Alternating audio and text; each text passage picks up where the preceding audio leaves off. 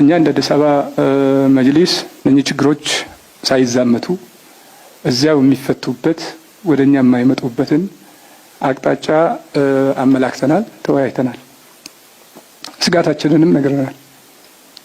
ቅድም የተባሉት ሁለቱ መስጂዶች ላይ ሪፎርም አልተደረገም። ሪፎርም ብቻ ሳይሆን አንስተንም አስተዳደሩን ቀይረን ወረቀትም ወጥቶበት አመልክተንም አልተቻለም። ባሉበት ነው ያሉት። 11 ወር ሞልቷል።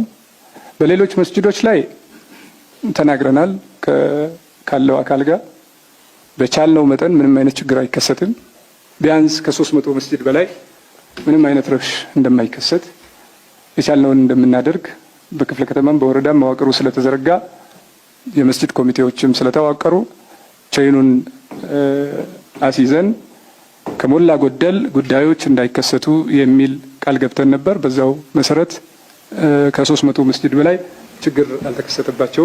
በእኛ ስር የሚተዳደሩ በመጅሊሱ ስር የሚተዳደሩ ተሐድሶን የተቀበሉ ይህን መጅሊስ የኔ መጅሊስ ነው ያሉ መስጂዶች ሁሉ በኹጥባ ወይንም በጁምዓ ዲስኩር ላይ ርዕሱን ሰጥተው ከመስበክና ዱዓ ከማድረግ ውጪ መስጊድም ውስጥ ሆነ ከመስጊድ ውጪ ያሰማው ድምጽ የለም። ህዝባችን ይህን ተቀብሎ አድርጓል። አዲስ አበባ ውስጥ 2 መስጊዶች ላይ ነው አመጽ የተነሳው። እኛ እንደ